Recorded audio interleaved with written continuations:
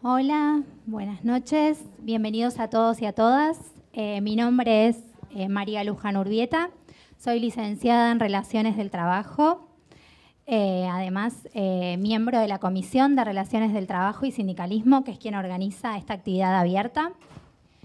Les cuento también que soy congresal de ATSA. Y les quiero agradecer, en nombre de mis compañeros también de la comisión, a las autoridades de la facultad, a la carrera de Relaciones del Trabajo, a los docentes que nos acompañan y a los estudiantes de la carrera que eligieron participar. También a las expositoras, gracias. Les cuento de qué trata la Comisión de Relaciones del Trabajo y Sindicalismo. Nuestro objetivo es articular la academia o los contenidos que damos en la carrera con el ámbito sindical. ¿Cómo lo hacemos? A través de actividades cerradas de formación. Hace 2 años más o menos que estamos en la comisión, que arrancó el proyecto de la comisión. Está dentro de la órbita de la carrera de Relaciones del Trabajo. Hacemos actividades abiertas, como la que tenemos hoy, y elegimos por esta agenda de debate sobre las políticas de género, la perspectiva de género en el ámbito sindical. Voy a presentar a las expositoras. Vanessa Siley, diputada nacional, secretaria general. ¿Se escucha ahí? O más o menos. Perdón. Secretaria general de FESITRAJU, Marianela Mel, secretaria de género de SATSAI y de familia, y Laura Sotelo, secretaria de género de ATE Capital.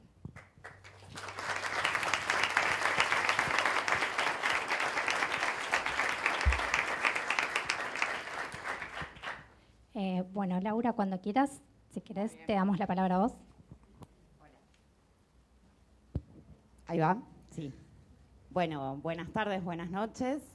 La verdad que siempre es un placer estar discutiendo las cuestiones de género en un momento donde realmente es ineludible hacerlo. Sería un error político no poder pensar qué es la perspectiva de género, por qué nos está en este momento convocando de la manera que nos convoca, y en ese sentido también siempre una fuerte tarea pedagógica, que a veces es una carga que cargamos nosotras, en el sentido de poder plasmar y visibilizar, sobre todo visibilizar, el por qué es fundamental que el sindicalismo tome estas cuestiones, ¿no? Como que hay ahí de estructural y que hay en torno al trabajo, de géneros y trabajo, ¿no? Y en ese sentido, por ahí nos decían al principio que contáramos un poco la experiencia personal y colectiva, porque esto está hecho de un montón de compañeras que le pusimos el cuerpo y la convicción justamente de esta necesidad de que no podemos escindir géneros y trabajo como 2 categorías que se implican. Viene hace muchísimos años.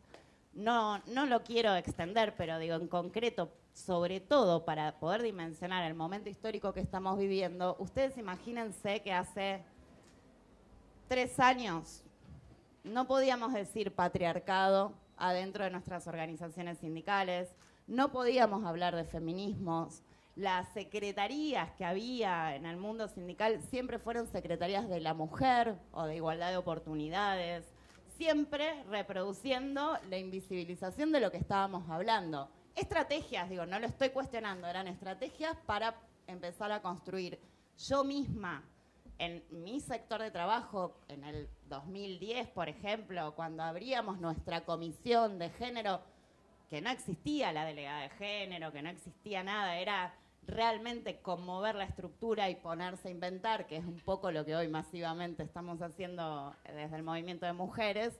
Yo discutía con mis compañeras que no digamos ni en un volante, ni en una posición, ni en una asamblea, que no hablemos de patriarcado, porque eso era pianta votos, pianta afiliados y afiliadas, que queríamos acercar a las compañeras a la problemática y teníamos que usar otro lenguaje. Bueno, hoy, digo, por ahí es como muy sutil esta cuestión, pero sabemos que el lenguaje construye mundo, y que podamos hablar hoy adentro de nuestras organizaciones de la importancia y con los nombres que tenemos que ponerle a las cosas, realmente es una victoria.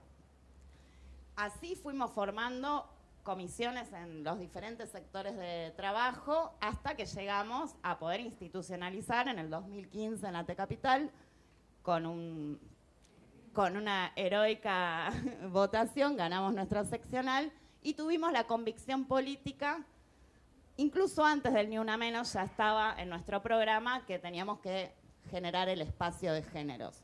Entonces pasamos de hablar de las secretarías de la mujer a hablar en plural, mujeres, que no hay una única forma de ser mujer, a género y después a géneros, también entendiendo que lo que hay que deconstruir justamente son esas categorías tan fijas.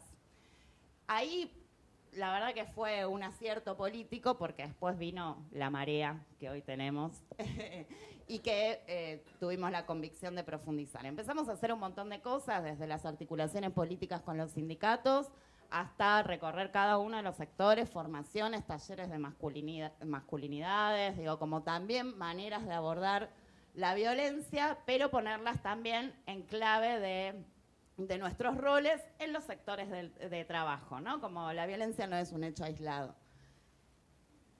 Además de las formaciones, armamos una consultoría de violencias de género, pero que también la entendemos como un lugar de participación política. Ahí las compañeras llegan de la mano de sus delegados, delegadas, y por ahí no es una denuncia lo que tramitamos, porque no tenemos una mirada punitivista, hay miles de complejidades a la hora de encarar los abordajes, incluso complejidades a la hora de pensar los protocolos.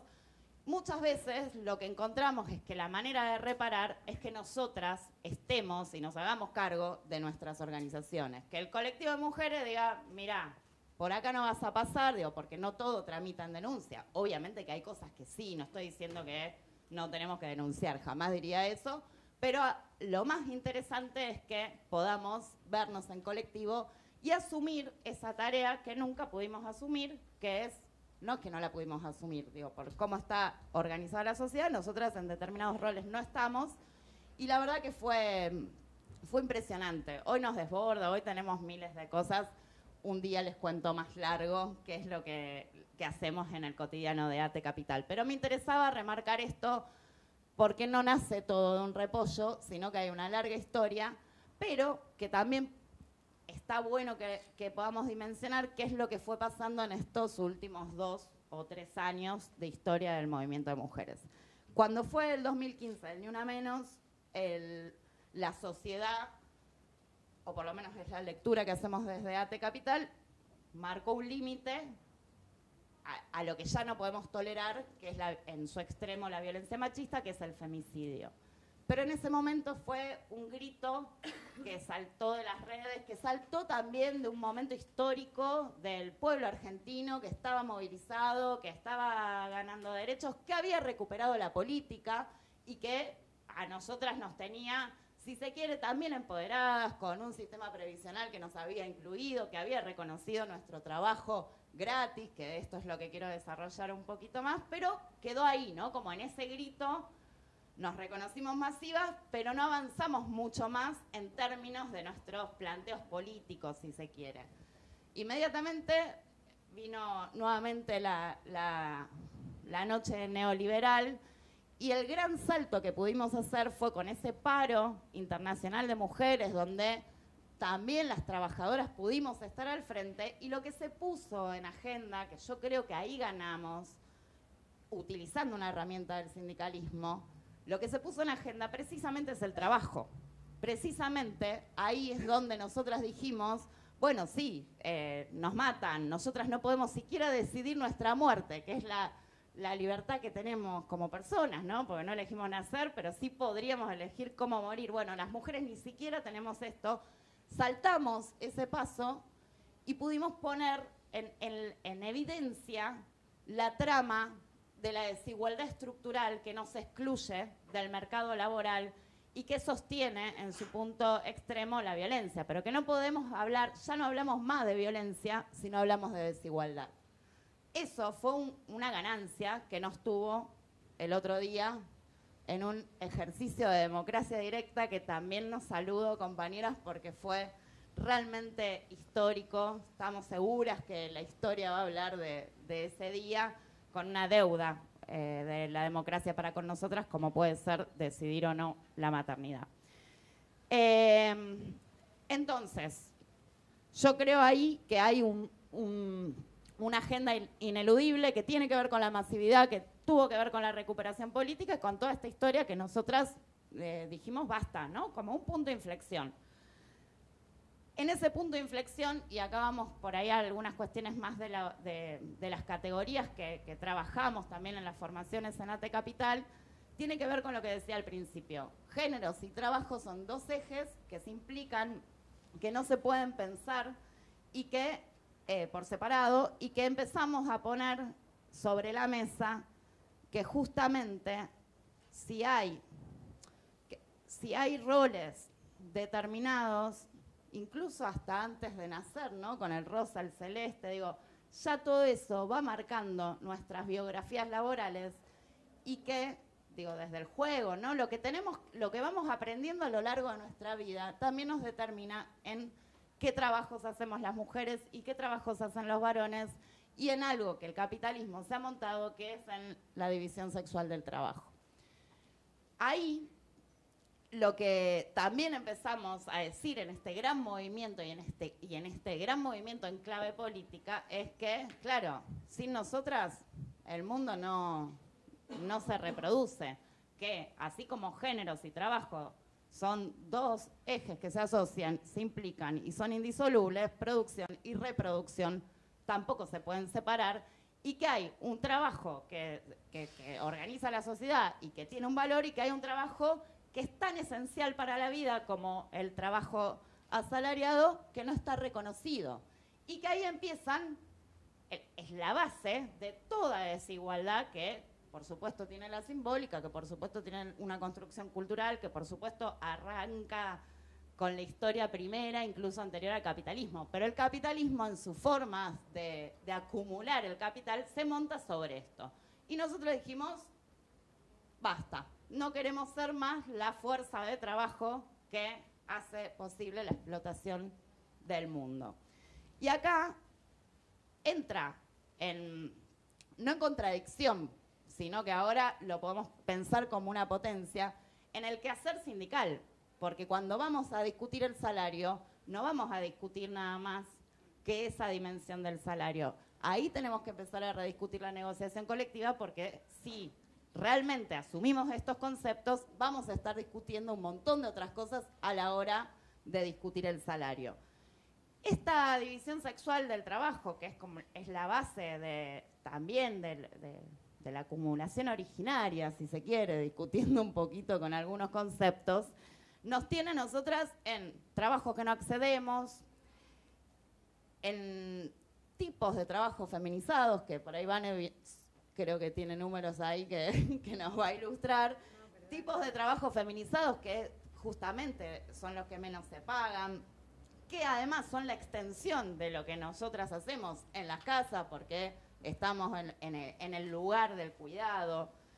La vida familiar y el trabajo como un combo explosivo que nos excluye a nosotras del mercado laboral, que esta no conciliación entre trabajo y familia hace de todo con nosotras, hace de todo con nuestro tiempo, hace de todo con nuestros cuerpos.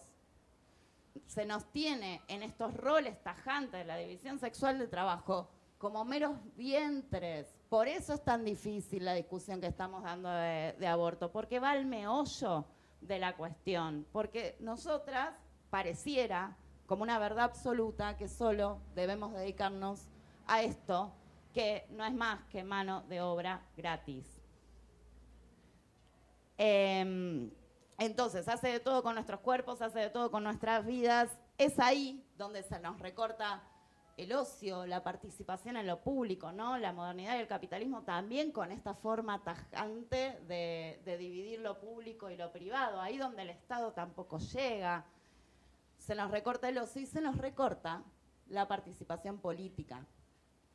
la vida social, digo, son todos esas dimensiones de lo que nosotras no podemos y de lo que no podemos decidir, porque es tan estructurado el mundo en sus leyes, en su estructura laboral, el mercado laboral, nuestras sexualidades, digo, todo es una cadena de cuestiones que hace que nosotras estemos despojadas de poder decidir y de poder participar, que para mí es la palabra clave, que hoy estamos en el punto de inflexión que dijimos, no queremos más esto, bueno, el paso siguiente es que nosotras participamos, así es que estamos ya en las paridades políticas, nos faltan las paridades sindicales, que también las vamos a luchar.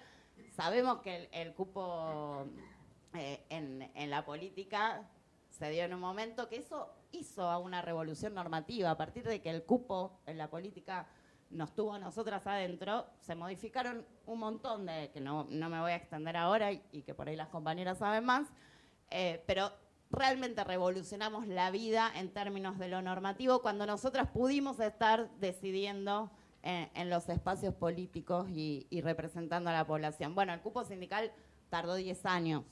Esperamos ahora que no tardemos tanto porque no lo vamos a dejar tardar. Bueno, entonces, digo, estas cuestiones que a nosotras nos tienen afuera son lo que posibilita que exista un femicidio también. Y que una puede decir, eso es el extremo. Eso no pasa tan cotidianamente, mentira, porque pasa cotidianamente, pero digo, como lo ponemos afuera, ¿no? Como le pasa a ella, le pasa a la otra. Bueno, pero también todos los días pasa que, por ejemplo, el 55% de las mujeres en Latinoamérica no tenemos ingresos propios.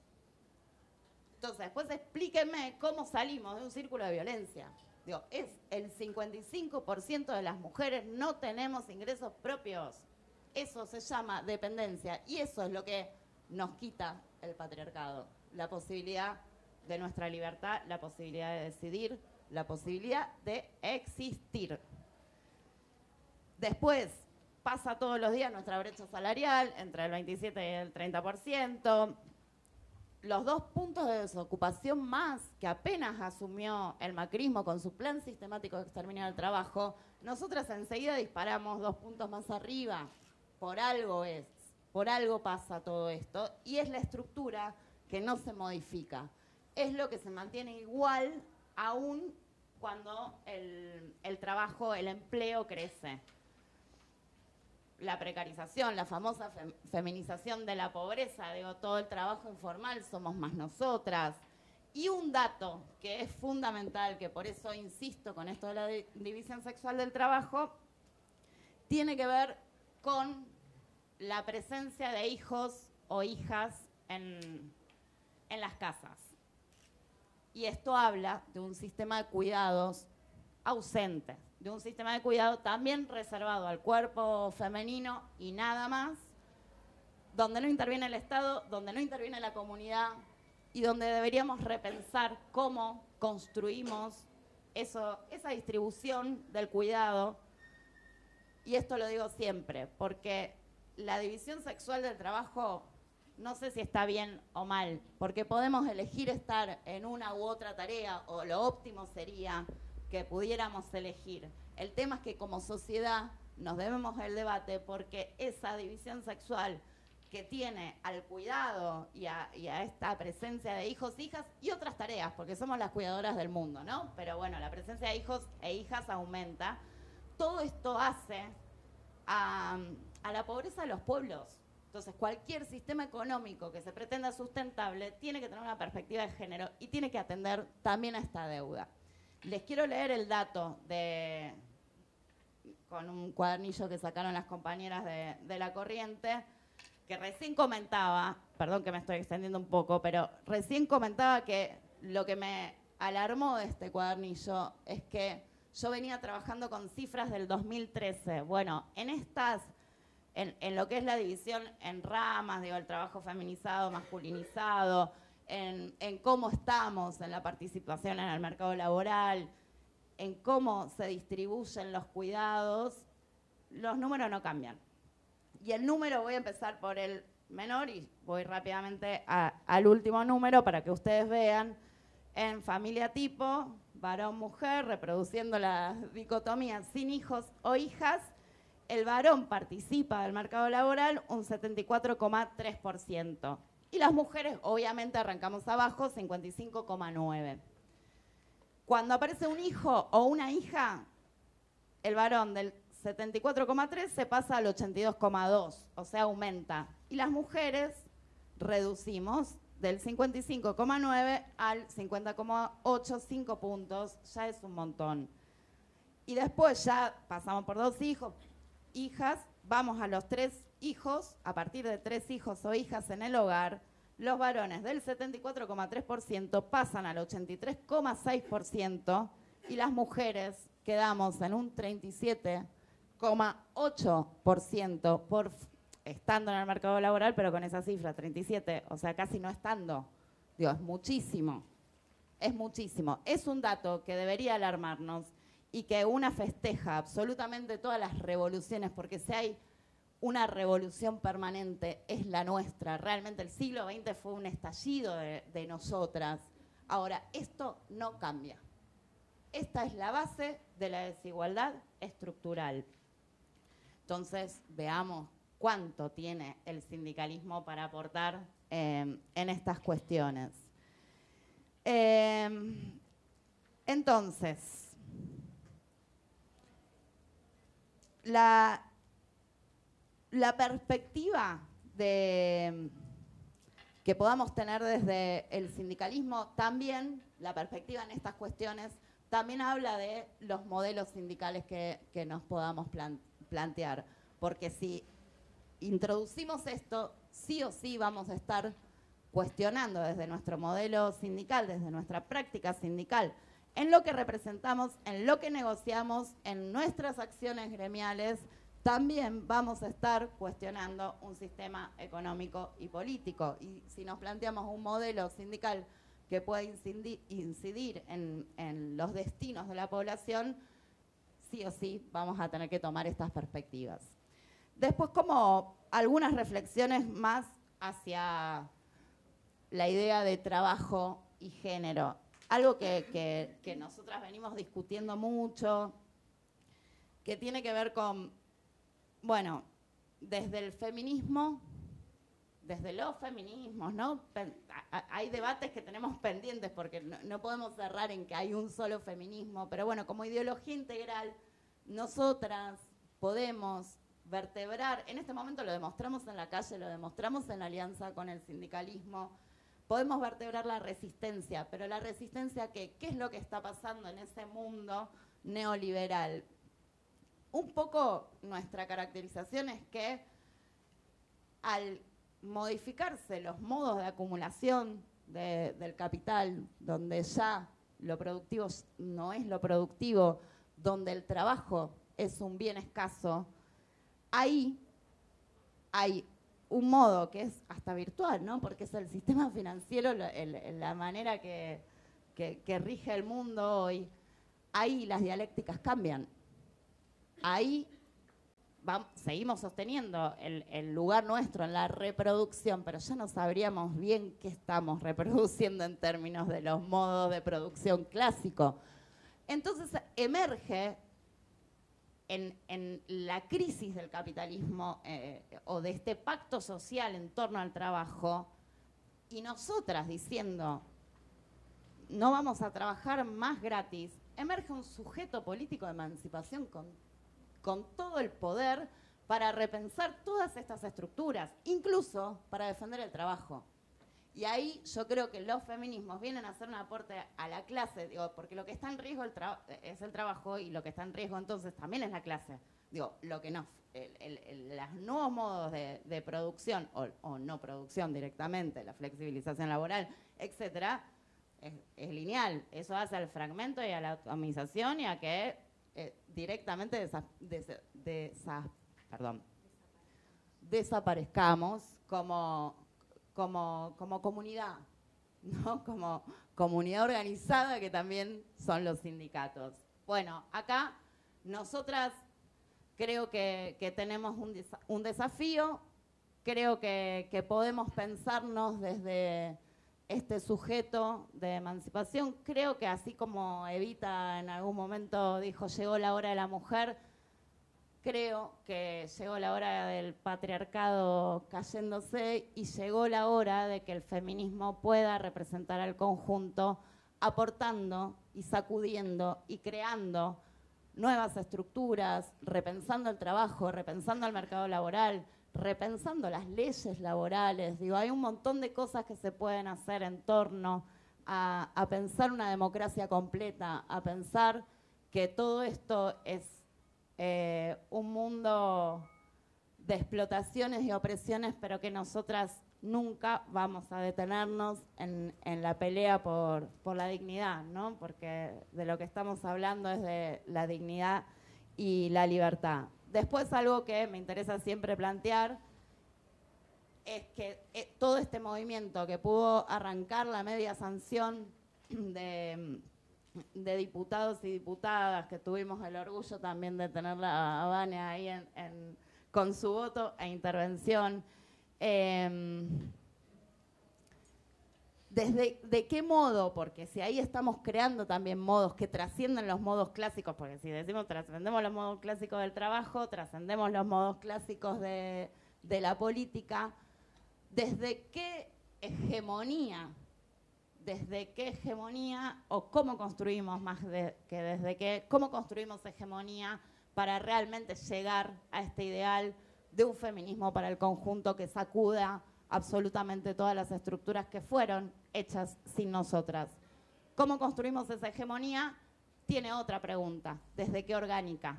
Y eso sí, el feminismo se lo debe. Y yo creo que fuertemente lo podemos plantear desde estos lugares tan nodales como puede ser el sindicalismo. Digo, lo tenemos que plantear adentro de nuestras orgánicas, no tengo duda, digo, desde los partidos políticos, pero creo que el sindicalismo ahí tiene una puerta muy grande para realmente poder hacer un mundo con nosotras. Así que creo que esa es la orgánica a multiplicar.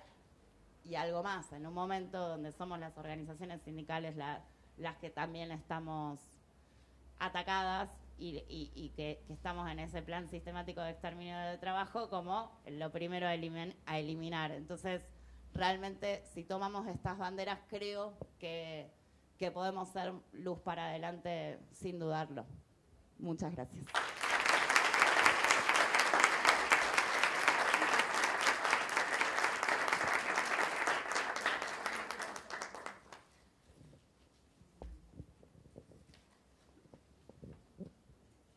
Bueno.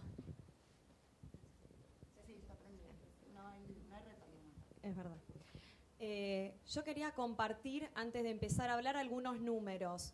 Y no es que no los conozcamos, o sea, tal vez lo que les voy a contar son obviedades, pero cuando uno los ve así todos juntos, como me pasó a mí cuando quise ponerme a tomar nota, dije, wow, qué fuerte. Estamos acostumbradas a ser las más subocupadas, a tener los empleos menos remunerados, y lo repetimos todo el tiempo hasta que vemos estos números y decimos, bueno, ok, ¿y qué voy a hacer con esto? ¿Lo voy a seguir repitiendo o voy a hacer algo? Por ejemplo, desde 1790, en la Revolución Francesa, que fue como el primer escrito, el primer documento histórico en el que las mujeres empezaron a reclamar tener una equidad en relación a los hombres. Por ejemplo, en ese momento sus desafíos eran poder estudiar, poder trabajar, poder votar, y algunas de estas cosas las fueron venciendo con más o menos tiempo de lucha. Nosotras ahora podemos trabajar, podemos votar, podemos estudiar, y algunas están eligiendo no hacerlo. Y digo están eligiendo conociendo las limitaciones que tienen, que no es voluntario el estar, o sea, no es voluntario elegir en muchos casos no hacerlo. Y ahí es donde quiero pararme, porque necesitamos empujarnos un poco más, animarnos un poco más, formarnos un poco más. Por ejemplo, en una carrera de ingeniería, el 80% de graduados son hombres. Entonces, indefectiblemente, la inserción laboral mayoritaria va a ser masculina. Y para poder ocupar más lugares, esos lugares de toma de decisión, que son los que nosotras sabemos que podemos ocupar y que queremos ocupar, necesitamos tener más mujeres formadas. Es fundamental para poder subir, tener una base grande y sólida y equitativa abajo. Por ejemplo, la disparidad, la brecha salarial que nombraba recién Laura, aún en los países más avanzados y con políticas de género, con trayectoria en políticas de género, sigue siendo del 23%, no es muy diferente a la que nosotras padecemos acá. ¿Qué quiero decir con esto?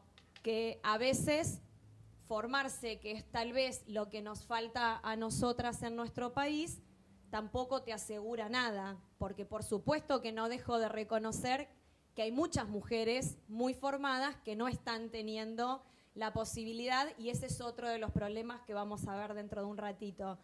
Pero entiendo y quiero hacer hincapié en esto, lo digo siempre dentro de las charlas de género de nuestro sindicato, lo vengo diciendo hace mucho tiempo, y es que todas las mujeres a las que tengamos acceso, nuestras hijas, las hijas de nuestras amigas, nuestras sobrinas, insistamos en capacitarse, sobre todo en las carreras que son las que les van a permitir tener, como decía Laura hace un rato, esa independencia económica que nos va a permitir ser. Por ejemplo, a escala mundial, casi el 40% de las mujeres trabaja de manera informal. Representamos al 40% del empleo total, pero si vamos al empleo de tiempo parcial, estamos ubicadas casi en el 60%. Dentro del contexto regional, por ejemplo, de América Latina, la brecha salarial está sumamente lejos de cerrarse y somos de las más altas que hay en el mundo. Y en este último medio siglo se redujo tan considerablemente que fue como un fenómeno económico. Y lo digo como con un dejo de tristeza. Por ejemplo, dentro de lo que es el empleo en blanco, digamos, formal, en el Estado, el empleo público, las mujeres representamos el 53% y los varones el 46%. Y en el ámbito privado, las mujeres nos reducimos a un 32% y los varones a un 67%. Y en gran medida esto tiene que ver con que históricamente las mujeres nos dedicamos a carreras administrativas o a trabajos administrativos que nos ubican siempre en el renglón de menor salario. Mayoritariamente somos docentes, con lo que sabemos que significa el salario docente y la lucha que están teniendo los compañeros todos los años y las compañeras.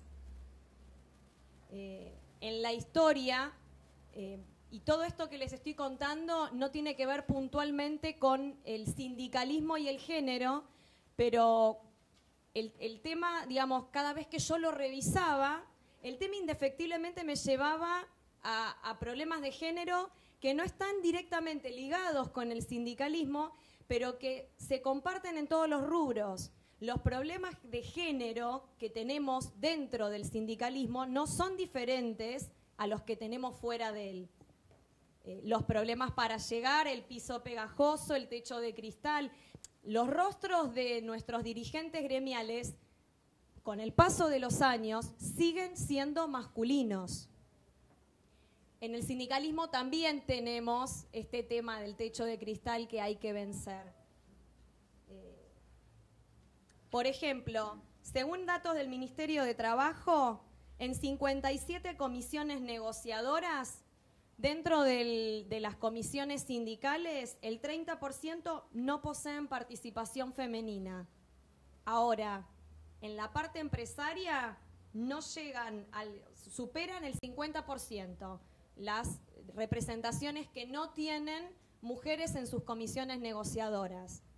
Insisto en esto de formarnos para ocupar los lugares que nos permiten tomar decisiones. Desde el año 85 en la Argentina hay mesas multisectoriales de mujeres de diferentes agrupaciones que militan fuertemente este concepto de independizarnos, de formarnos, de animarnos, de involucrarnos. Involucrarnos también es una palabra que nos tiene que definir como mujeres. Porque así como hace un rato les decía que los desafíos en 1790, 1800 eran trabajar, votar y poder estudiar, y nosotras ya no tenemos esos inconvenientes debido a que hubo un montón de heroínas que pelearon para que llegáramos a como estamos hoy, nosotras tenemos otros desafíos. Por ejemplo, el de formar hombres y mujeres con una perspectiva de género que limpie para las próximas generaciones estas divisiones de esta cosa cultural que nos atraviesa en todas las clases sociales y que me tengo que llamar a la reflexión a mí misma, no sé si les pasa, pero a veces estoy hablando todas con mujeres y digo uno, en lugar de decir una. Uno cuando va a tener familia, dijo el otro día una compañera, y la miramos y dijimos, es una, porque uno nunca va a tener familia, es una. Entonces digo, tenemos que pelear a veces con este lenguaje que decía la compañera Laura recién, porque lo tenemos tan involucrado, es una cuestión cultural que tenemos que trabajarla todo el tiempo para romperla. Entonces creo que uno de los grandes desafíos que tenemos en primer lugar es cómo hablamos, cómo nos hablamos, cómo hablamos de nosotras y formar digamos, a nuestros hijos, a nuestras hijas de esta manera. Yo siempre cuento algo que me pasó a mí en uno de mis primeros encuentros de mujeres. Yo tengo una hija y un hijo. Mi hija es un poco más grande. Y era la que me ayudaba a poner la mesa en casa hasta ese primer encuentro de mujeres. Y vuelvo de ese encuentro y armo un almanaque y digo, bueno, un día cada uno. Un día Dylan, un día Miki. ¿Y por qué? Me preguntaron en casa. Y contesté, ¿y por qué no? O sea, ¿vos no comés, hijo? ¿Por qué no podés ponerla? ¿Por qué tu hermana puede poner? Porque yo soy más chiquito. No importa, yo te bajo los platos, vos los ponés. Hoy mis hijos tienen 14 y 18 años y mi hijo me dice, yo soy el único que saca la ropa del lavarropa y la tiende. O sea, en mi curso no, nadie, mamá. Bueno, pero digo, esto nos pasa a muchas.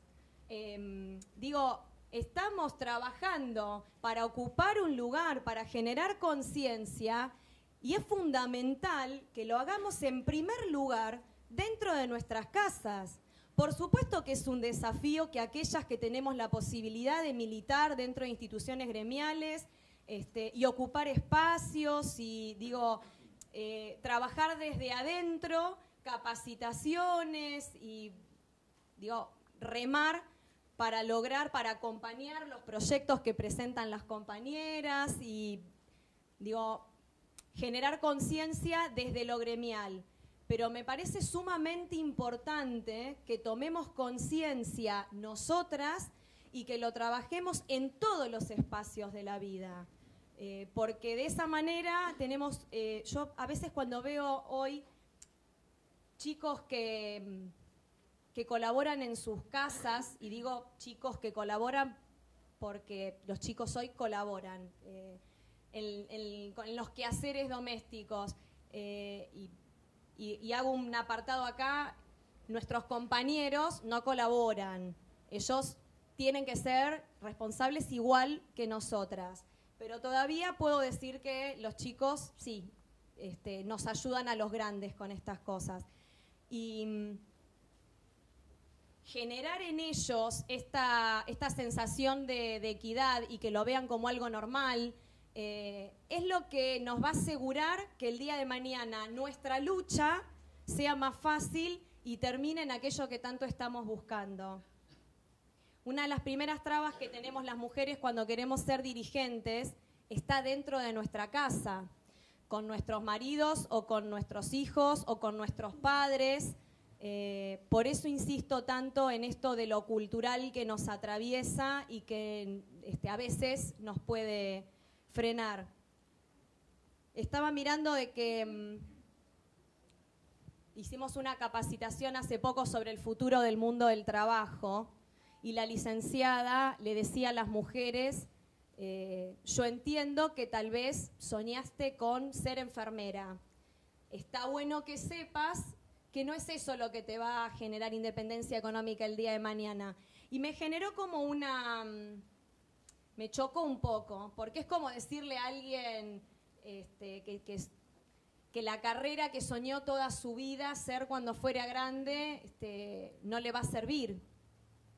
Pero también está bueno que nos digan estas cosas y que nos llamen a la reflexión cuando todavía no tenemos definido qué es lo que vamos a hacer. Está bueno plantearnos, sobre todo como mujeres, y plantearle a otras mujeres más chicas que tienen que pensarse independientes, que tienen que pensarse no dependiendo de un compañero o de una compañera para poder sostenerse económicamente, porque ahí es donde les estamos dando la posibilidad de que se desarrollen y que en ese caso la compañía sea una opción y no una necesidad. Las mujeres, el 8 de marzo de este año, fuimos capaces de reunirnos con todas las centrales obreras en una lucha y seguimos trabajando en eso. Esto es un denominador común que los hombres no habían logrado y es porque tenemos la convicción, sabemos que nosotras dependemos de nosotras y que si no nos unimos no tenemos chance de lograr nuestros objetivos. Si hay alguien que sabe de sacrificio y de lucha, son las mujeres, porque el movimiento obrero organizado feminista existió, solo que está olvidado, nadie lo cuenta. Si no buscamos datos de alguna historiadora mujer, no nos vamos a enterar de que hay mujeres que se han tenido que disfrazar de hombres para estudiar, entre tantas otras cosas. Las mujeres, si nos unimos, somos capaces de lograr los cambios. Está a las pruebas con los ejemplos que contó Laura hace un rato. Entonces, los desafíos que tenemos por delante son formarnos para tener el conocimiento que nos permita ocupar los espacios de toma de poder, involucrarnos con nosotras y pelear para seguir peleando para ocupar los espacios que sabemos que podemos ocupar y que merecemos ocupar. Representamos a más de la mitad de la población, pero esto no se ve reflejado en los cargos de toma de decisión. Y es importante que sigamos formándonos y peleando para ocupar esos lugares. Bueno, una frase que me quedó, la tomé nota mientras que Laura hablaba, eso que llaman amor es trabajo no remunerado, el trabajo doméstico está invisibilizado y está bueno también tomar conciencia de eso para para visibilizarlo y para, no me sale en este momento la palabra que quiero usar, dignificarlo, ahí está, no me salía, dignificarlo. Así que bueno, dentro del movimiento obrero organizado hay un espacio para las mujeres que se generó por el cupo y que las mujeres supimos defender todos estos años. Ahora necesitamos ampliarlo y para eso hace falta compromiso, sobre todo de las mujeres. Y está bueno que generemos esta conciencia de que cuando una mujer ingresa a una institución gremial, no está quitándole un lugar a un hombre, sino que está agrandando a la institución. Y sobre esos pilares quisiera que nos apoyemos para defender esta idea. Gracias.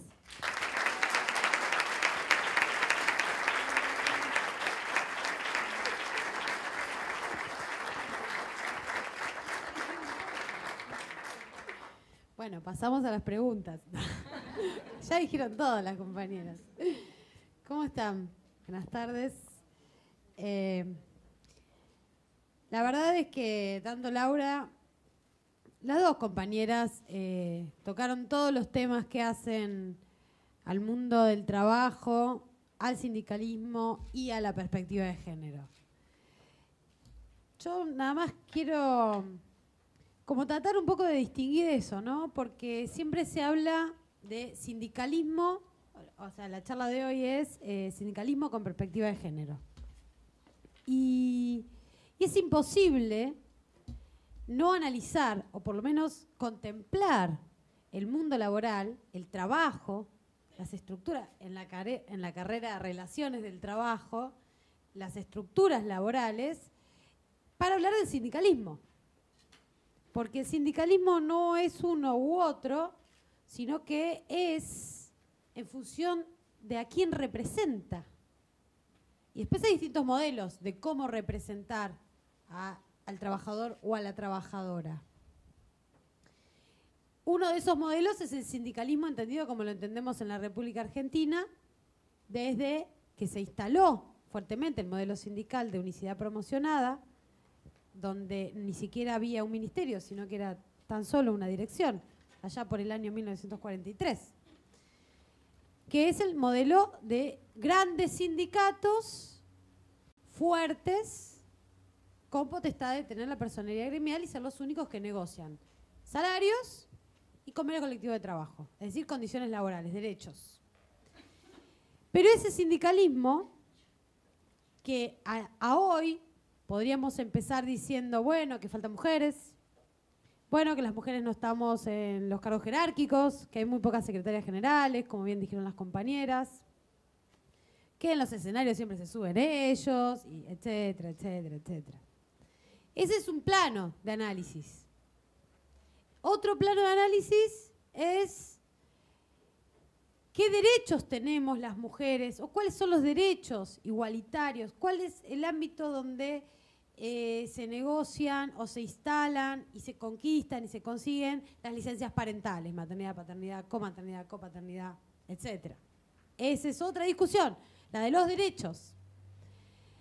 Y la discusión que a mi modo de ver también tiene que aparecer acá es la discusión de cómo se conforma el mundo laboral, que mucho lo dijeron ambas compañeras. Y no hay una discusión que venga primero que la otra.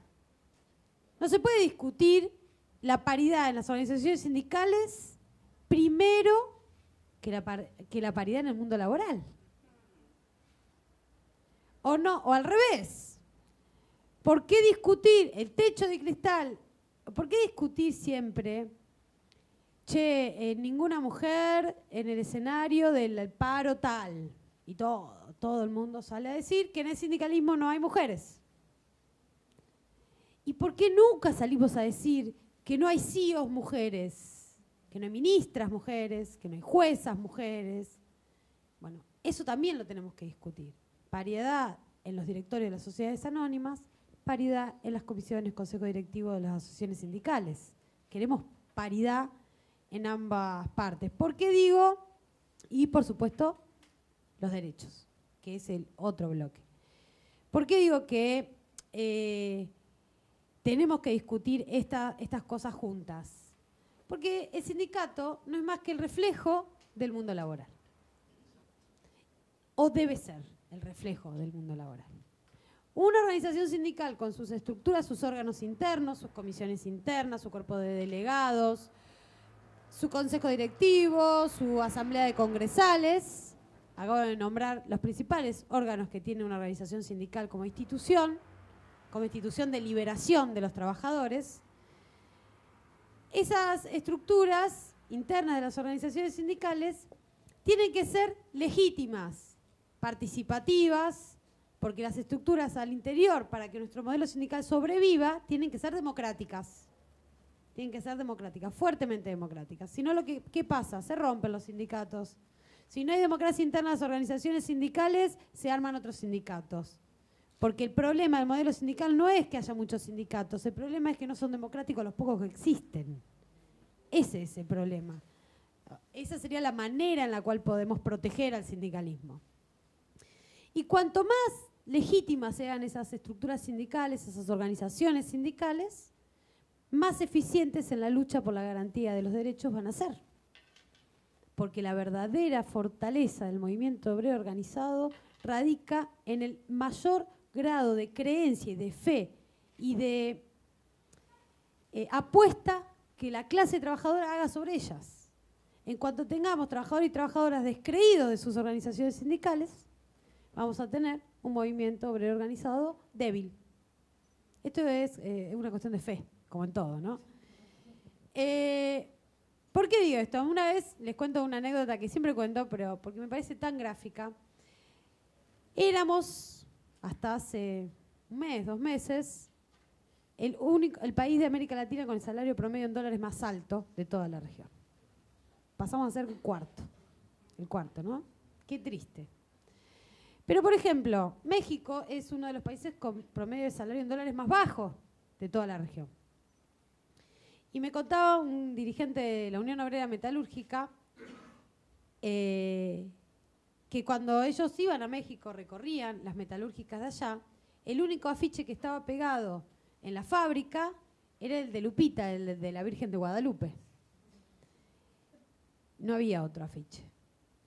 Y esto no tiene nada que ver con creer o no creer en la Virgen de Guadalupe. Tiene que ver con en qué creen los trabajadores, si creen en su herramienta sindical o no. En la Argentina, por suerte, vamos a donde vamos o entramos a esta universidad y se habla de asamblea, de sindicato y eso es muy importante.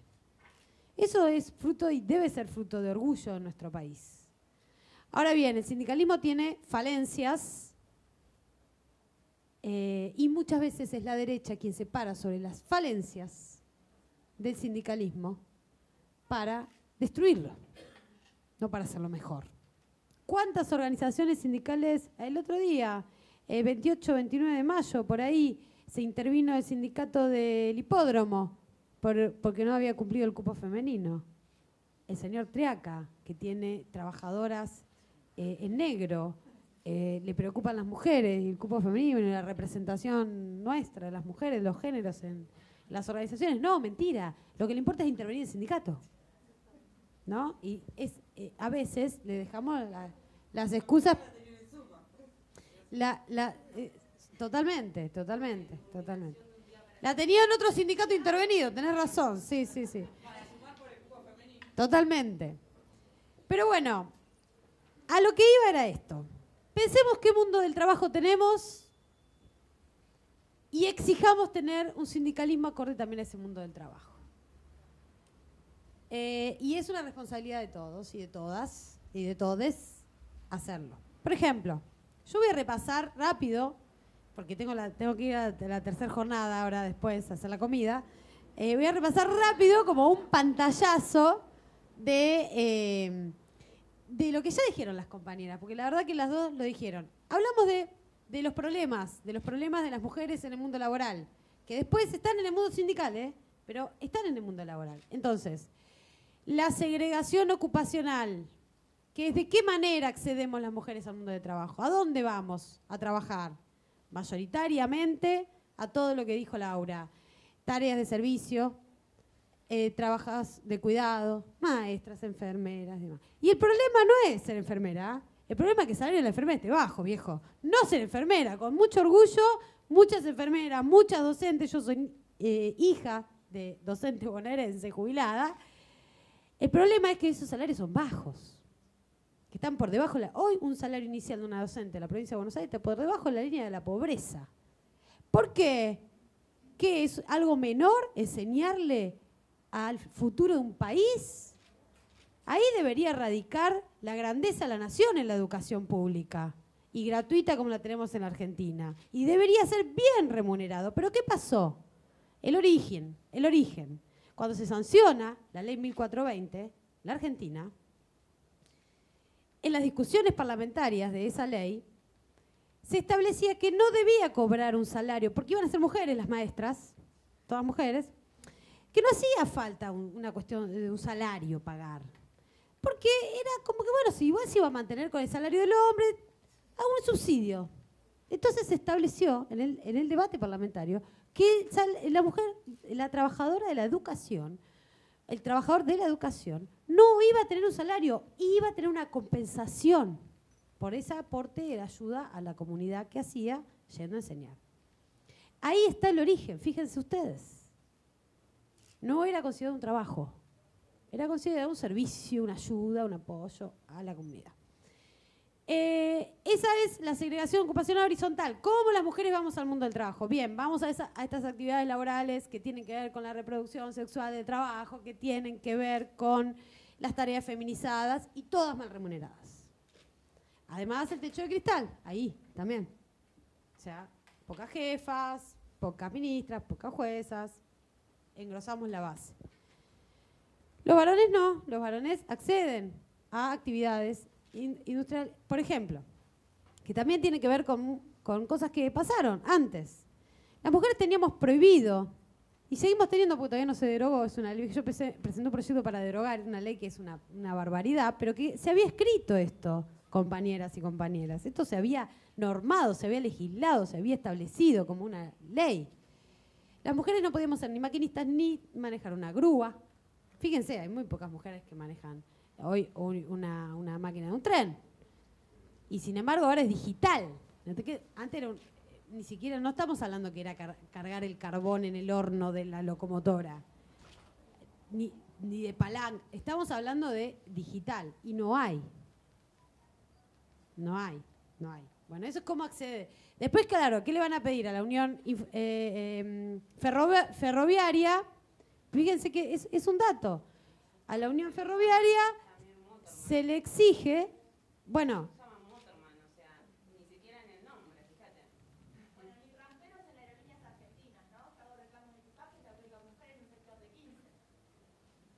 Bien. ¿Más?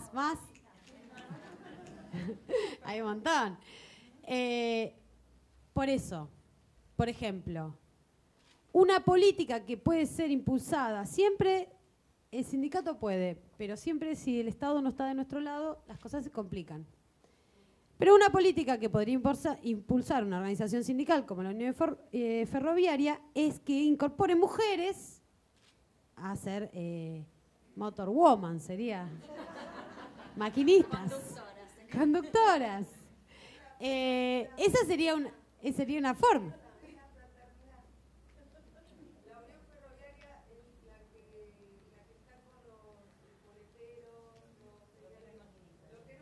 Claro, los maquinistas son del sindicato de la fraternidad, el primer sindicato, uno de los primeros sindicatos de la Argentina. Tenés razón, me confundí. Pero bueno, tampoco hay muy pocas mujeres guardabarreras también. Valga ya, lo digo también. Esa es la segregación ocupacional vertical, el techo de cristal. Los trabajos, ya dijeron todas las compañeras. Y el trabajo informal. Esa es la otra de los enormes problemas de Argentina y del mundo. El trabajo formal en la Argentina, con los reyes del blanqueo, subió 2,5 puntos porcentuales de que asumió Mauricio Macri. Ya estamos arañando el 40% de trabajo no registrado, informal, negro o economía popular, como lo quieran llamar. Esa es la realidad. Ya rondamos casi 40% en nuestro país. Lamentablemente, el mundo es complejo y a veces las soluciones siempre son las viejas. El otro día hablaba con Héctor Recalde y me hablaba de un proyecto que él tiene y tenía siempre, que es la reducción de la jornada laboral en 6 horas por la incorporación de la tecnología, ¿no? Que es una gran discusión, que se está dando en el mundo esta discusión ahora. Y esa discusión yo la leí allá en el 18 Brumario de Marx, ¿me entendés? Y sí, o sea, a veces las discusiones del futuro son los viejos paradigmas filosóficos a los cuales hay que... Yo soy peronista igual, pero no importa. Como buena marxista, al ser argentina, soy peronista. Pero la cuestión que quería hacer referencia es, tenemos que tener la capacidad de distinguir la herramienta de los trabajadores y de las trabajadoras para su realización plena, como es el sindicalismo, y los niveles que le tenemos que exigir al sindicalismo, el quantum hay que exigirle a ese sindicalismo para que realmente incorpore la perspectiva de género. Entonces, la organización sindical que no pueda cumplir con el cupo o que no vaya a poder cumplir con la paridad en su futuro porque en su mundo laboral no lo tiene, debe darse una política de la mano del Estado. Por eso hoy es difícil, pero no importa. Si no tenemos el Estado hay que darlo igual y después vemos si volvemos, cómo volvemos, cuando volvamos y tenerlo presente. Pero darse una política para incorporar mujeres, a diversificar el acceso de las mujeres al mundo del trabajo. Con la tecnología se puede, menos excusas que antes. El otro punto que quería referir es, vamos a hacer el supuesto de que ingresamos en igualdad mujeres y varones al mundo laboral. 50% de mujeres trabajadoras, todas registradas, todo en blanco, pleno empleo.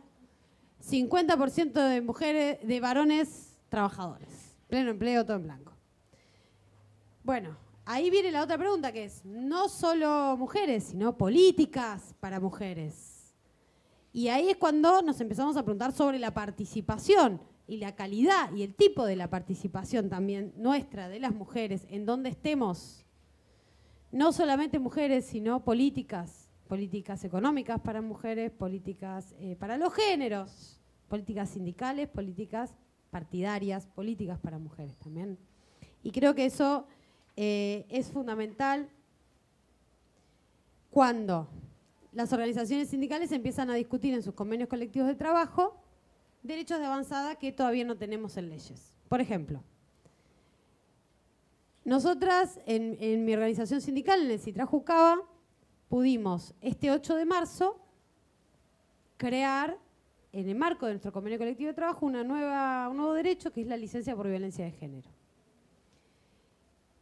Si no hubiéramos tenido convenio colectivo de trabajo, no hubiéramos podido crear ningún derecho, ninguna licencia, ningún nada. Esto siempre hay que saberlo también. Por eso, y para tener un convenio colectivo de trabajo hay que tener una organización sindical. Y esa organización tiene que ser fuerte, es todo lo que ya dijimos antes. Entonces, yo siempre digo, la mujer es trabajadora, y trabajadoras somos todas. Bueno, nosotras queremos mujeres sindicalistas, porque es la forma de liberarnos también a las mujeres. Es a través de esta, como decía Lau, a través de esta herramienta, de esta orgánica, donde también nos vamos a poder realizar. Se puede, tenemos que ser, es a través de las organizaciones sindicales donde hay que empezar a plantear las políticas de cuidado en la cual está ausente el Estado. ¿De qué manera? Y bueno, igualando las licencias parentales es una. Otorgando licencia por familiar enfermo es otra. Que la puedan gozar de la misma manera varones y mujeres. Otra manera, y no menor, y que también hay que hacerlo revisando todos los ámbitos. Yo veía justo los chicos acá de la Comisión de Trabajo y Sindicalismo que me facilitaron el protocolo que tiene la UBA contra la violencia de género, el protocolo de actuación en casos de violencia de la UBA. Nosotros en mi organización acabamos de resolverlo hace 2 meses atrás. la creación de protocolo de violencia de género para los casos que sucedan al interior con afiliados y afiliadas de nuestra organización, con compañeros delegados, es decir, también con activistas de nuestra organización de violencia de género, con un procedimiento para poder ser la organización también responsable de esa política. Y esa política es transversal a la organización, no es de una secretaría. Yo siempre digo, ¿hay secretaría de salario en los sindicatos? No, nunca. Yo no conozco ningún sindicato que tenga la comisión de salario. No existe. Porque todo el mundo sabe cómo se compone su salario. Todo trabajador, todo delegado, todo cuadro sindical y todo trabajador. Cómo se compone su salario, cómo se desmembrena, cuándo se discute la paritaria, cómo viene... Bueno, porque es una cuestión fundamental y por eso es transversal. Bueno, la cuestión de género, la política de género, la perspectiva de género, también es transversal. Entonces, siempre digo, el motor puede ser una secretaría, puede ser una comisión, pero no puede nunca ser el límite, no puede ser nunca el corralito, sino que la tarea de esas compañías va a ser precisamente que todos y todas al interior de una organización y de donde estemos, comprendamos una nueva visión de la vida. Que muchas veces yo agradezco ser contemporánea al momento que estamos viendo las mujeres ahora. Agradezco ser contemporánea porque a mí me abrió los ojos, o me puse, como dicen las feministas ahora, los anteojitos verdes o violetas. Y realmente me hizo, primero me puso muy triste, me puse muy triste, porque me di cuenta todas las veces que había sufrido violencia y que lo había naturalizado, o que me lo había aguantado, o que lo había disimulado, o que había sentido vergüenza por ser víctima de violencia de género. Yo, que era la víctima, sentía vergüenza por serlo, como nos pasa a todas las mujeres. Y bueno, gracias a este hermoso momento histórico y a este movimiento histórico que es el feminismo, como lo estamos viviendo en este momento, las mujeres podemos hacer estos pasos, pasar por ese sentimiento de cuando nos damos cuenta de la tristeza, pero después ir a un sentimiento de liberación, que no es solo de mujeres, sino que es de compañeros varones también, y que los va a ayudar a ellos también a liberarse de muchas cargas que tienen en torno a la sociedad patriarcal en la cual vivimos. Pero bueno, perdón, me fui de tema, pero lo que quería referir es que aprovechemos este momento histórico. Aprovechemos para institucionalizar esos cambios que pretendemos. Nosotras pretendemos con las compañeras sindicalistas que estamos acá, que somos compañeras, somos hermanas, marchamos, movilizamos, trabajamos, estudiamos cosas, hacemos un montón de cosas juntas. Pretendemos que en las organizaciones sindicales haya paridad. Bueno, empecemos modificando nuestros propios estatutos, compañeras y compañeros. Modifiquemos nuestros estatutos y pongamos la paridad. Después vamos por una reforma legal. O también vamos por una reforma legal. Pero empecemos por casa. Muchas veces pretendemos, y eso sería institucionalizar un logro. Tratemos de conseguir derechos, además de presentar un proyecto de ley para modificar la ley de contrato de trabajo y poner la paridad en licencias maternidad y paternidad. Tratemos de hacerlo en nuestros convenios colectivos de trabajo en la medida que podamos. En la medida que podamos. Pero es un momento donde se puede dar esta batalla. Yo me acuerdo que cuando fui a Satsai en Mar del Plata, ¿el año pasado fue? El año pasado, abril del año pasado. El encuentro de mujeres del Sindicato de Televisión, había toda una discusión que era, pero en este momento donde están flexibilizando y nos están sacando derechos y nos quieren meter cláusulas que nos corroen los derechos adquiridos que tenemos y nos quieren sacar adicional y nos quieren... Vamos a estar planteando ampliar la licencia de maternidad o ampliar la de paternidad. Da para hacerlo. Y fíjense lo que le hicimos las mujeres al macrismo, contrario de todo lo que se dijo hasta de nuestros propios compañeros y compañeras, tal vez algunos confundidos, le hicimos la mejor paritaria del año con el aborto, con la interrupción voluntaria del embarazo, compañeros y compañeras. A mí me parece que fue...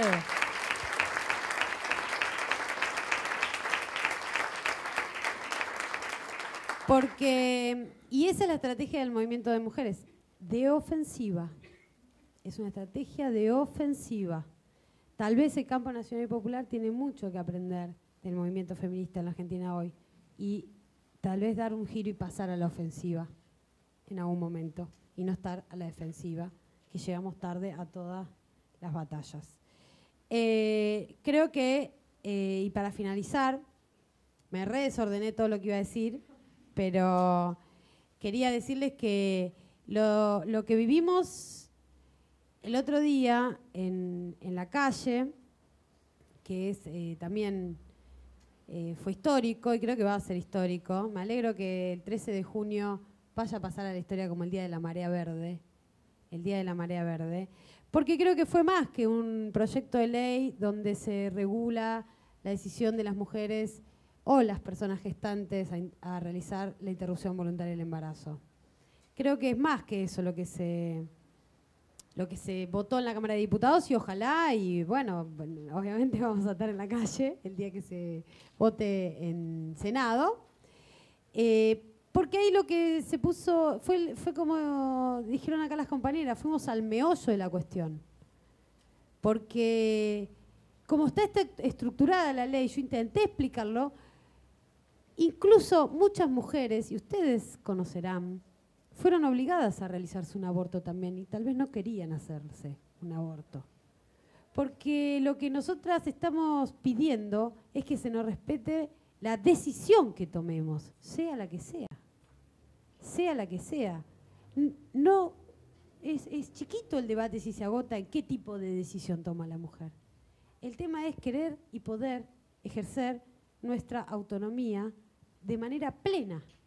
Decidir ser madre o no ser madre y poder ser respetada por el Estado y por la sociedad en esa decisión y no ser condenada y mucho menos morir por esa decisión, me parece que a mí me pone muy feliz que estemos viviendo en una sociedad que a pesar de todos los defectos que tenemos, estemos dando esta discusión porque nos va a hacer mejores personas y seres humanos a futuro, ¿no? Y yo tengo un hijo de 4 años que es varón y que además de desear profundamente que sea feliz, lo que más deseo es que viva en una sociedad mejor que la que me tocó vivir a mí, en una sociedad profundamente humanista en ese sentido, ¿no?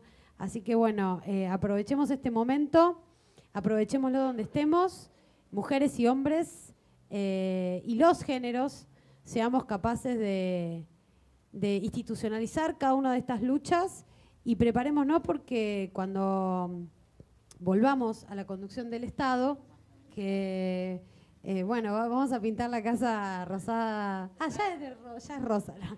De verde. Ahora se viene la casa de verde. Bueno, muchas gracias, compañeros y compañeras.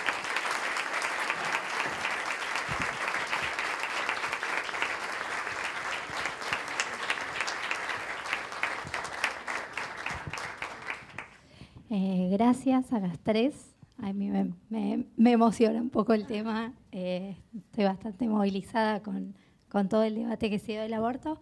Hago un paréntesis porque hoy un poco nerviosa, creo que no lo mencioné. Los que estén interesados en participar de la comisión o saber un poco más, se pueden quedar al final de la charla. Ahora vamos a abrir un par de preguntas y les tomamos los datos, los mails, los teléfonos para que estén en contacto con nosotros. ¿Preguntas para hacer?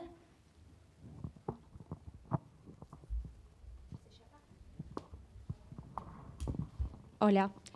Sí, yo quería saber si a través de los sindicatos que ustedes forman parte y demás, tiene algún tipo de perspectiva de género en relación a géneros no binarios, como puede ser identidades trans y demás. Bueno, ya sabemos que se impulsó la ley de cupo trans por Diana Zacayán, pero actualmente no se cumple. Digamos, si eso lo están discutiendo, si no lo están discutiendo, si se discute dentro de los sindicatos. Y por otro lado, en relación a lo que hablaban del trabajo no remunerado, bueno, supongo que hay mucho de Silvia Federici de lo que estaban hablando, y que ella en los 70 impulsó, hizo una campaña para el salario por el trabajo no remunerado. ¿Qué piensan que se podría hacer en cuanto a eso para que ese trabajo sea reconocido? Y ¿cuál sería el actor social que debería, digamos, pagar ese salario? Gracias.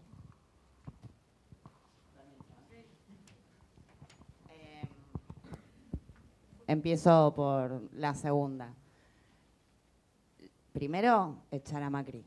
Digo, o sea, porque en este contexto realmente, si bien es verdad que con organizaciones sindicales fuertes, yo también comparto que podemos ir peleando nuestros convenios colectivos, que no hay acá contradicción primaria y secundaria, que tenemos que ir por todo y eso lo podemos ir haciendo.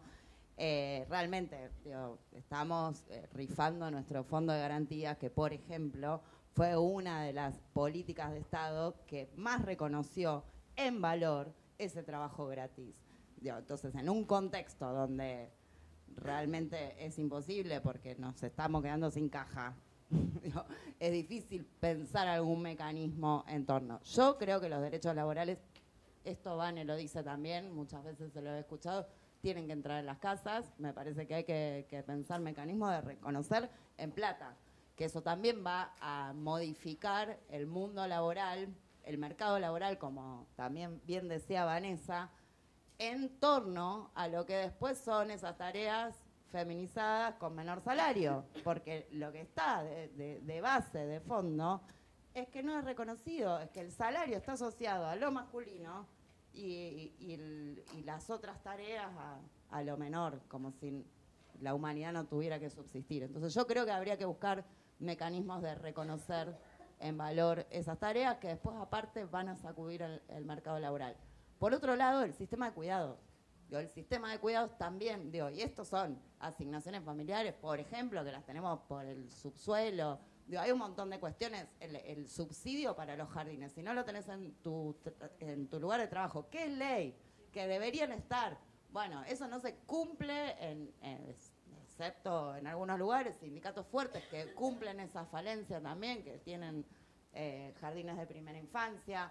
Bueno, hay un montón de mecanismos, pero que es valorizar el trabajo. Yo creo que se podría plantear en un Estado nacional y popular, lo podríamos plantear. Y por otro lado, un sistema de... Después, en torno a diversidad, por supuesto, porque acá lo que se trata cuando hablamos de sacudir el poder, las relaciones de poder, cuando hablamos de patriarcado, cuando hablamos de capitalismo que nos determinan los cuerpos y los roles, estamos hablando de precisamente ilusiones de lo que debemos ser. En el medio hay un infinito. En el medio tenemos que poder justamente cuestionar, a veces decimos feminizar el poder, las formas de hacer y de ejercer el poder en términos de relaciones, pero también en términos de cómo ejercemos el poder, para que un día no tenga marca de género. Y en ese sentido, no sé, la ley de identidad de género nos hizo mejores personas a todos, a todas, a todes, y también tiene que poder el mundo sindical representar esto que existe.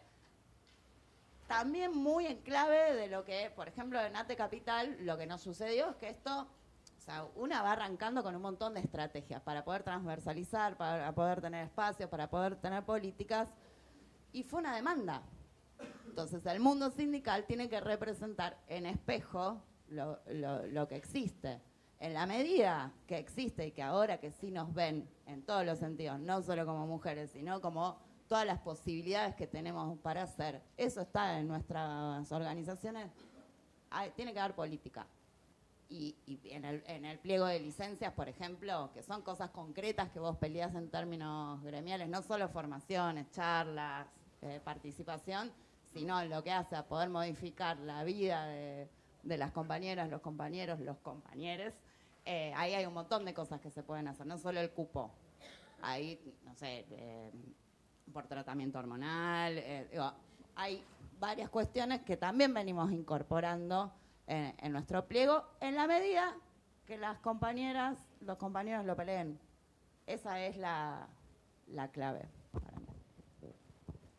Bueno, no nos queda mucho tiempo más. No me llega el micrófono hasta ahí. Última pregunta.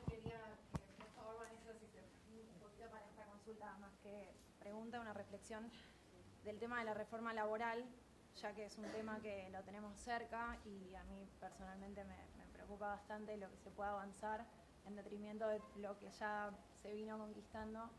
Y con respecto a lo que decían de la formación, de que es necesario generar esta formación, se plantea que hay muchos profesionales que no tienen la asociación de que sí tienen que estar sindicalizados. Entonces, en esta división que termina pasando entre el mundo profesional con, bueno, un mundo de trabajadores que sos trabajador, porque sos profesional, pero quizás estás informalizado porque la forma de trabajo, la forma de pago es, bueno, tributando. Entonces, esas cosas me parece importante que también ahí tiene que avanzar la agenda feminista, en también poner en mente de, bueno, sos profesional, pero acordate que estás laburando, y de cómo se ve de cara la reforma.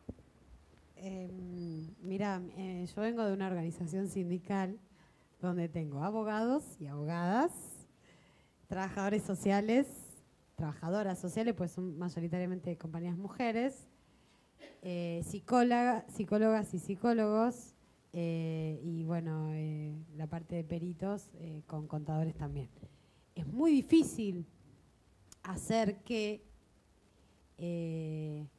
los compañeros se reconozcan trabajadores, pero se logra, se logra. ¿En el sindicato de médicos? Oh, no, pará, ese es peor. Trabajo en la planificación institucional y todo eso, entonces ahí veo que es un mundo complejo. Bueno. Esa es la construcción de la identidad de trabajador y trabajador, y se hace con, bueno, con paciencia por sobre todas las cosas, pero con mucha perseverancia. En la reforma laboral, la estrategia del gobierno fue recalcular sobre esa única ley que habían metido en el mes de noviembre del año pasado, que logramos frenársela en la calle, aquel 29 de noviembre con esa enorme movilización que hicimos Corriente Federal, las dos CTA y algunos sindicatos como el Sindicato de Camioneros y otros sindicatos que siguen al Sindicato de Camioneros. Vuelve a la cara con una estrategia y mete en el Senado la misma ley, pero partida en 3 partes.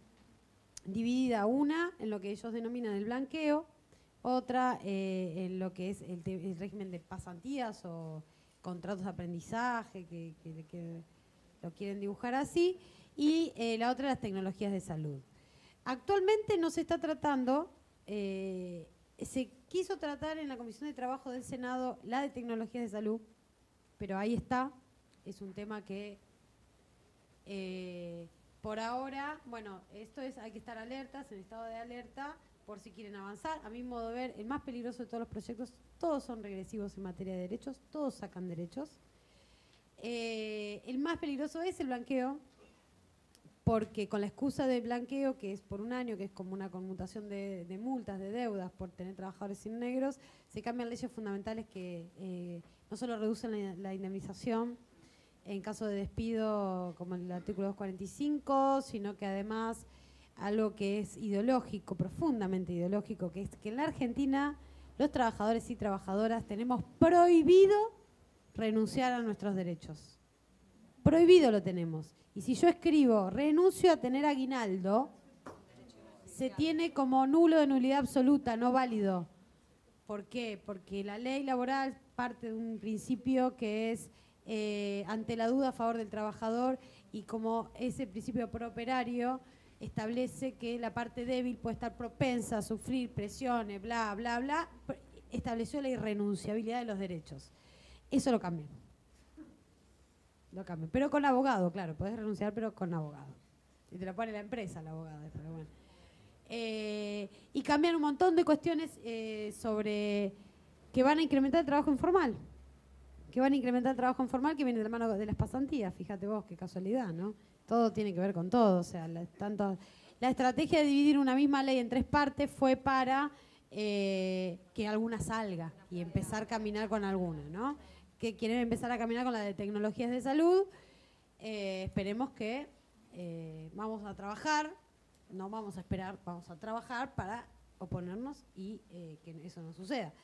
Después está la otra reforma laboral, que es la que entró por la Cámara de Diputados, que es una que ellos titularon también, todo lindo el título, equidad de género. Equidad de género. Y es en donde, con el verso de eliminar la brecha salarial, que no la eliminan porque todo lo que nosotros dijimos acá, ninguno de esos aspectos está presente en la ley, ¿no? Por supuesto. Pero le da facultades al Ministerio de Trabajo para intervenir en organizaciones sindicales y para no homologar convenciones colectivas de trabajo. Y no establece sanciones a los empleadores. No, obviamente, no, los empleadores nada. El teletrabajo. Que si no hay participación en la mesa de negociación, las mujeres se El cupo pueden ya quedar está. exentas de quedar abarcadas por ese convenio colectivo. Hay una norma que No, también no, lo no, no, establecía. no. Sí, me parece Eso no que había existe. una norma. Las mujeres tenían la obligación de participar. Sí, el y cupo. Si no participaban por el cupo, no quedaban abarcadas. Lo que pasa No, es que no, eso no.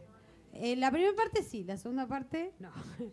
O sea, la negociación salarial es oponible a todos los trabajadores y trabajadoras, estén incluso o no afiliados a una organización.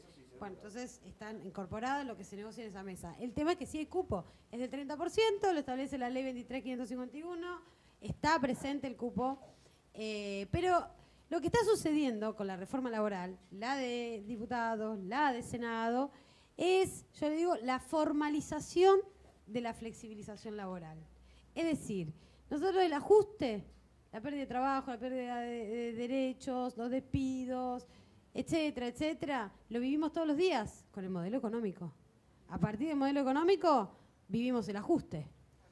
Esa es la flexibilización laboral de hecho, la cotidiana, la de todos los días. ¿Qué quieren hacer con estas leyes? Cubrirse jurídicamente por todos los juicios que le vamos a hacer, además de todos los paros y las movilizaciones que le vamos a hacer. Entonces quiere hacer la reforma laboral de derecho. La flexibilización laboral de derecho. La de hecho ya la estamos viviendo todos los días, ¿no? Bueno, sí, claro. No, bueno. La institución paritaria como tal, claro. Sí, las paritarias, que es la institución que comporta la redistribución de la riqueza por excelencia en un país, en la negociación paritaria, ya prácticamente está siendo violada por este gobierno de una manera alevosa. Vos si no negociás la pauta que ellos quieren, no te la homologan. Si después, entonces no la podés utilizar. Si no firmás el 15, te despido a la mitad de los trabajadores. Firmás. Bajarlo al 0,5, después en el último tramo. Nosotros también tuvimos, bueno, ustedes lo sabrán, por público bancarios y bueno, tuvimos totalmente una lucha bastante... Los trabajadores y trabajadoras bancarias hasta el año pasado, que habían firmado la paritaria y no las quería homologar, salió por resolución judicial y el macrismo que hizo, le inició juicio político a los camaristas. Porque cuando el Poder Judicial no opera para facilitar el ajuste, es perseguido también. ¿No? Es perseguido también. Bueno, yo les agradezco, pero yo me tengo que retirar. Ustedes quédense, pero yo me tengo que retirar. Gracias, Vanessa. Gracias, chicas.